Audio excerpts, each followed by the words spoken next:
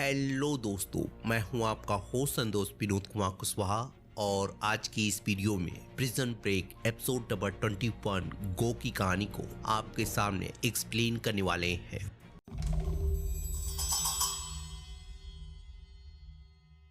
तो इस एपिसोड की कहानी की शुरुआत माइक और पोप की तीखी बातचीत से शुरू होती है और वहीं दूसरी तरफ जब एक गार्ड को बेली की कार पार्किंग एरिया में मिल जाती है तो वो इस चीज को बताने के लिए जैसे ही पोप को कॉल लगाता है, माइक पोप को धमकाते हुए उसे ये बताने को बोलता है कि उसकी बेलिक से बातचीत हो चुकी है और वो अपने किसी पर्सनल काम से बाहर गया है। तो पोप को ना चाहते हुए भी उसे ये बात बतानी पड़ती है और फिर माइक उसे अच्छे से बातने के बाद उसे फिर से धमकाते हुए अपने भाई को इन्फर्मरी या डॉक्टर के वार्ड में ट्रांसफर करवाने का ऑर्डर दिलवाता है और फिर उसे बेहोश करने से पहले उसे ये बता देता है कि वो बेली को कहाँ पर ढूंढ सकता है।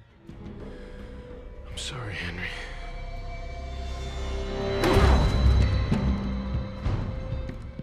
और फिर उसके फ़ोन को बिजी रखने के लिए एक एड कंपनी में फ़ोन लगा देता है और फिर उसके रूम से बाहर निकलकर और उसके सेक्रेटरी से बातचीत करते हुए उसे ये बताता है कि हेनरी पोप डीओसी के लोगों से बातचीत कर रहा है और इसलिए उसने कहा है उसे कोई भी डिस्टर्ब नहीं करेगा। तो उसकी सेक्रेटरी लाइन बिजी होने की वजह से उसकी बात को मान जाती है और इधर बेली अभी भी अपनी रस्सियों को काटने की कोशिश कर रहा होता है और दूसरी तरफ माइक अपने सेल में पहुंचकर 7 बजने का या सभी के गेट खुलने का इंतजार करने लगता है। वहीं नीचे हम सेल में देखते हैं कि चार्ली की हालत चोट लगने की वजह से बहुत ज्यादा खराब हो चुकी होती है और वो अपने घाव को छुपाने के लिए खून से सने हुए कपड़े को बदल रहा होता है और इधर जब डेविड अपने कपड़े को ब्लीच करने की कोशिश कर रहा होता है तो ब्लीच की कमी हो जाने की वजह से या सिंक खराब हो जाने की वजह से उसका कपड़ा पूरी तरह से सफेद नहीं होता है और इधर फ्रेडी की हालत पकड़े जाने की वजह से इतनी ज्यादा खराब हो जाती है कि वो बहुत ज्यादा डरते हुए उल्टियां करने लगता है और जब माइक उससे बातचीत करते हुए उसकी हालचाल लेने की कोशिश कर रहा होता है और फिर सभी लोग सेल के पास पहुंचकर एक एक करके अपने डेस्क को फ्रेडी को पकड़ाने लगते हैं। वहीं ट्रम्पेट अपने साथियों के साथ मिलकर फ्रैंकलिन को मारने की तैयारी करने लगता है और इधर जब फ्रेडी डेविड के कपड़े को रिसीव करता है तो वो उसके कलर को देखकर उसके ऊपर भड़कने लगता है। तो माइक उसके कलर को इग्नोर करते हुए उसको रखने को बोलता है और जब ट्रम्पेट अपने सभी साथियों के साथ मिलकर फ्रैंकलिन का काम तमाम करने के लिए आता है तो फ्रैंकलिन होल का इस्तेमाल करते हुए दीवार के पीछे जा चुका होता है और फिर उसके जाने के बाद सभी लोग एक एक करके होल के पीछे जाने लगते हैं। Move your fat ass.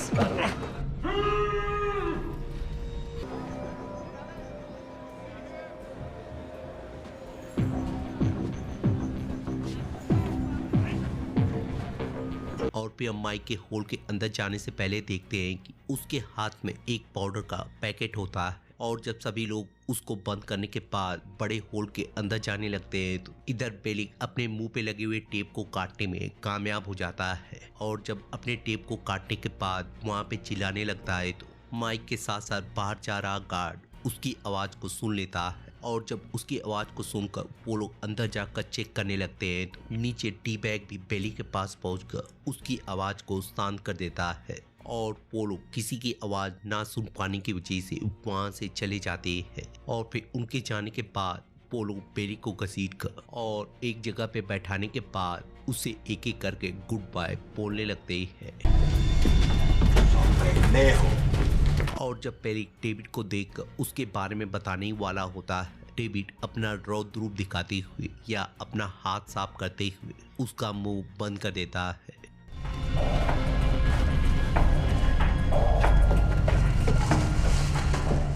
और जब सभी लोग एसाइलम के होल के पास पहुंच जाते हैं तो माइक उन्हें कुछ बिना बताए हुए एसाइलम के अलार्म को ट्रिगर करने के लिए चला जाता है और इधर जहाँ माइक एसाइलम के ट्रिगर बटन के पास पहुंचकर उसे क्रैक करने की कोशिश करने लगता है, वहीं दूसरी तरफ देखते हैं कि चार्ली की हालत और ज़्यादा खराब होने लगी है और इधर जहाँ सेरा बहुत ज़्यादा सोच विचार करने के बाद अपने रूम के गेट को खोलने के लिए चली आती है। वहीं दूसरी तरफ देखते हैं कि निक बी से बातचीत करते हुए उसे ये बता देता है कि वो अब्रूची के लिए काम करता है और उसके पूछने पर उसे ये भी बताता है कि उसने ये काम उसके अप्रोच करने के बाद लिया था। और जब भी उससे जानने की कोशिश करती है कि उसने ऐसा क्यों किया है, तो निक उसे जवाब देते हुए बताता है कि वो ये काम अपने पिता के लिए कर रहा है, क्योंकि अब्रूची ने उसके पिता को जेल से निकालने में मदद की थी। और जब भी निक को समझाने की कोशिश कर रही होती है कि अब्रूची उसको मार डालेगा, तो निक उसे काम डाउन करते हुए समझाने की कोशिश करता है कि अब्रूची सिर्फ उसके आदमी का पता जानना चाहता है, और अगर माइक अब्रूची को उसका पता बता देता है तो किसी को भी अपनी जान से हाथ नहीं धोना पड़ेगा।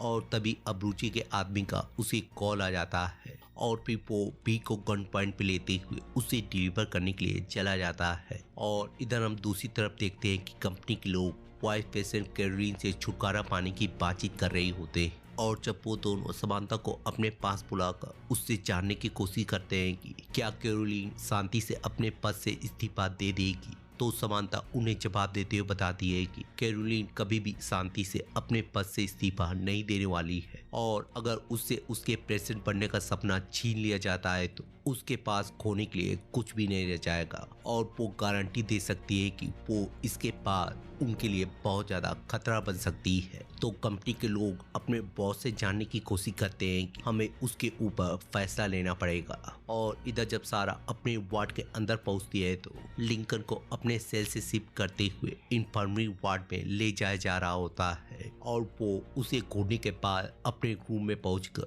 अपने बीते हुए दिनों को या ड्रग्स के दिनों को याद करने लगती है। और इधर हम बाहर देखते हैं कि अब्रूची का आदमी एयर स्ट्रिप पे अपने प्लेन को लेकर पहुंच जाता है, और इधर जब एसाइलम का फायर अलार्म ट्रिगर करने लगता है तो उन सभी की हालत खराब होने लगती है। तो माइकल उन्हें आकर समझाता है कि उसने जानबूझकर एसाइलम के फायर अलार्म को एक्टिवेट किया है, क्योंकि जब वो लोग उस साउंड को सुनकर बाहर आएंगे तो वो लोग भी उनकी भीड़ में शामिल होते हुए अंदर चले जाएंगे। और फिर जब सभी चीजों को चेक करने के बाद वो लोग अंदर जाने लगते हैं तो माइक और उसके सभी साथी एक एक करके और उस टनल से निकलकर उनके भीड़ में शामिल हो जाते हैं। लेकिन हम ये भी देखते हैं कि हेवायर उनको छुपकर उन लोगों को शामिल होते हुए देख रहा होता है। Hold up! Got some stragglers. Cool. और जब अंदर जाते वक्त डेविड की हरकतों की वजह से और अब्रूची को देखने के बाद जब उन्हें रोक लेता है तो माइक उस गार्ड को समझाते हुए और उसके सिरिंज को लेकर उसी को बेहोश कर डालता है।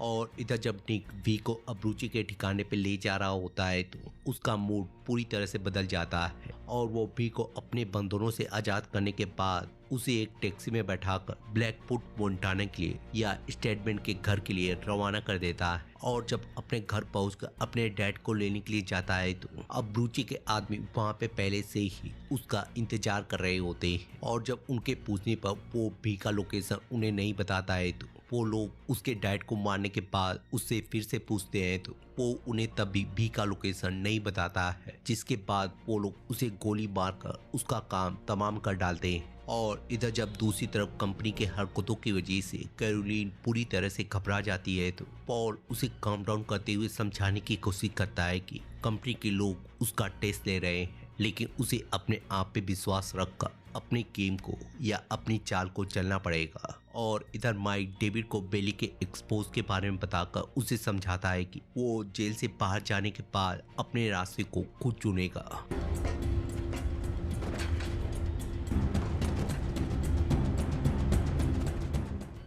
और इधर सेरा अपने केबिन को खोलने के बाद अपने साथी के साथ वहाँ से जैसे ही निकलती है माइकल और उसके साथी वहाँ तक पहुँच जाते हैं, और फिर लिंकन के रूम में पहुंचकर और गार्ड को चौंकाने के बाद जब टी बैग उसे बेहोश करता है तो टी बैग की नज़र वहाँ पे पड़े हुए हथकड़ी पे जाती है, और वो सबके नजरों से बचाते हुए उसे अपने पॉकेट में रख लेता है। और इधर जब पोप के इतनी देर तक बातचीत करने की वजह से उसे शक होने लगता है तो वो जैसे ही पोप के कॉल को सुनती है उसे सारा माजरा या ऐड के बारे में मालूम चल जाता है, और फिर थोड़ी देर बाद वो गार्ड को बुलाकर जैसे ही अंदर चेक करती है उसे पोप कहीं पे भी नहीं मिलता है।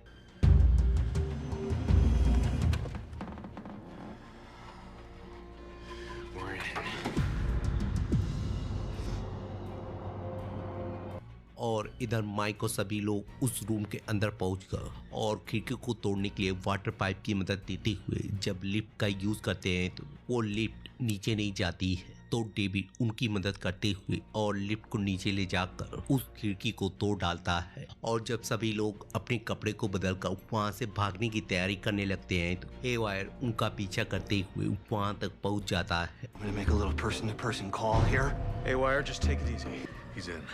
What? He's in.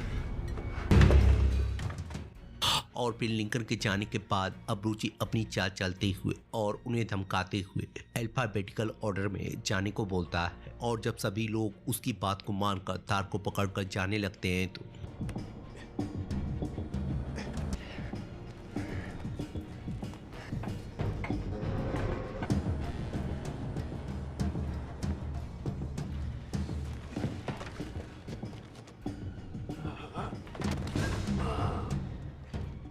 चार्ली की हालत वहाँ पे बहुत ज़्यादा खराब हो जाती है। तो चार्ली माइक से वादा लेते हुए उसे अपने पैसे के लोकेशन के बारे में बता देता है और उन्हें समझाते हुए ये भी बताता है कि उसके पास सिर्फ $1 मिलियन नहीं है बल्कि वहाँ पे $5 मिलियन दबे पड़े हैं। और हम देखते हैं कि इतनी बड़ी रकम को सुनकर सभी की हालत एक एक करके खराब हो जाती है।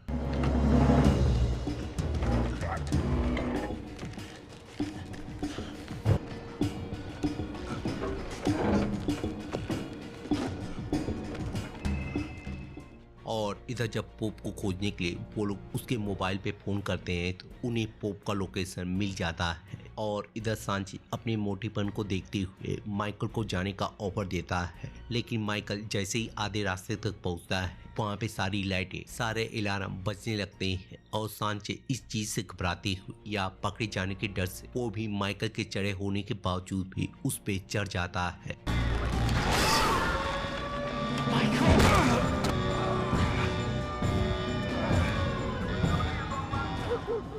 और जब तक गार्ड उस लोकेशन तक पहुंचते हैं लिंकन अपने भाई को लेकर वहां से जा चुका होता है। और सांचेज की गिरफ्तारी के साथ ही ये एपिसोड यहीं पे खत्म हो जाता है। तो मिलते हैं इसके अगले एपिसोड में या किसी और टीवी सीरीज को एक्सप्लेन करते हुए। तब तक के लिए शुक्रिया।